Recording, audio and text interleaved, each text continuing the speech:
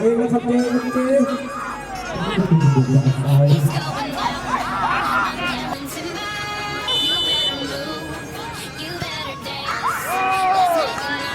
อย่าพ่อมันก็อยู่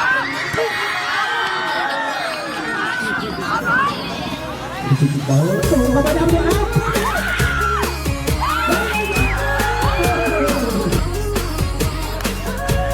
เอานักกีฬามาเล่นข้าวเป็นพ่อที่ลงได้และเป็นเอาโกงเราจะอีกเป็นการศึกษาที่กันด้วย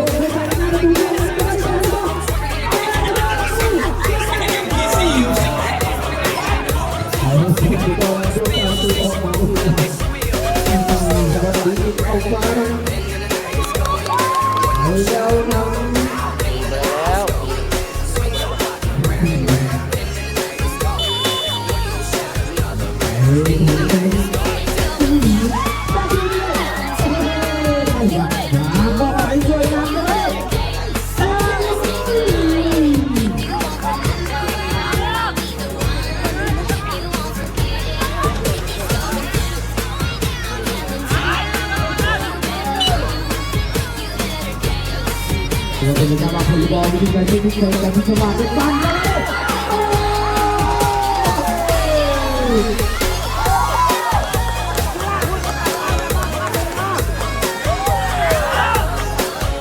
หรือจะเป็นอะไร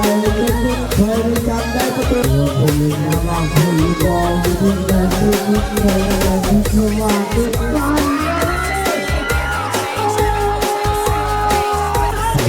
จังหวะนี้อยู่ที่ทางไหนโอ้ย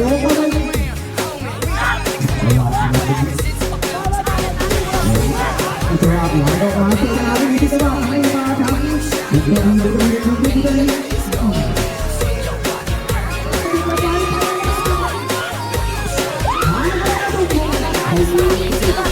ไม่มองเรื่องอะไรจะไม่เคยยังเกิน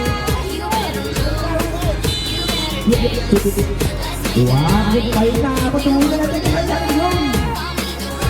ไปยังไงไปสามปีไปเลย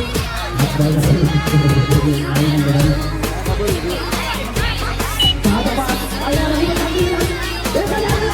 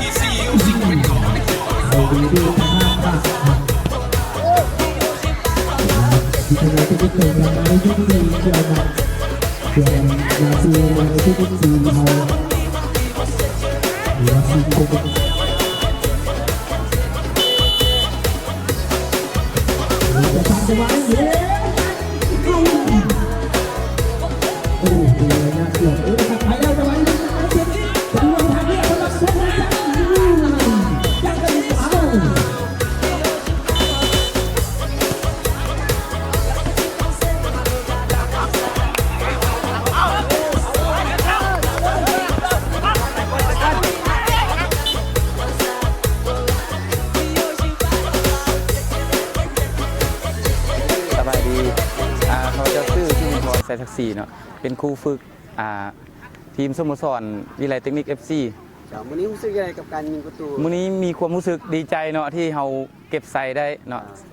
ถือว่าแต่ว่าเกมเขาก็ยังมีจุดอ่อนที่เขาจะได้ปรับปรุงเนาะน้องเส้นก็คือ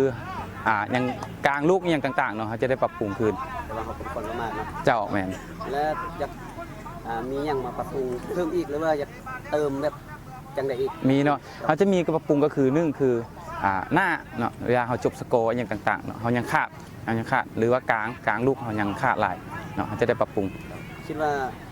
ความคาดหวังของวิทยาลัยปีนี้เฮานี่ในนามเจ้าภาพแต่ว่าแม่นเนาะ แม่น เฮามีความคาดหวังหลายเนาะกัน ความคาดหวังก็คือเราต้องบรรลุไปฮอด4ทีมสุดท้าย จ้า เนาะ ฝากถึงแฟนบ้าน ฝากถึงแฟนบาลเนาะก็คือทางวิทยาลัยเทคนิค FC เนาะคือในนามเป็นเจ้าภาพก็คือขอกำลังใจแห่งเสียเนาะให้มาเสียหลายๆขึ้นเนาะขอบใจ ข้าพเจ้าก็เป็นโค้ชของตั้งหน้าให้พิมพ์ของนาซู FC เนาะ มื้อนี้เป็นจังได๋ที่การนำพาทีมของมื้อนี้ ถือว่าการนำพาทีมมันมีถือว่า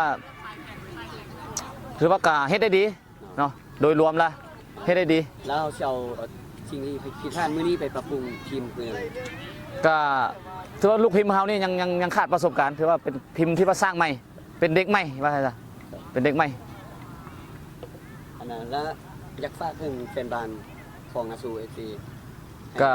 ถือว่า เป็นจังได๋ ฝากถึงแฟนบาสนี่ก็ถือว่าเสียใจมือนี้ถือว่าเฮ็ดให้แฟนบาสผิดหวังว่าใช่ซะ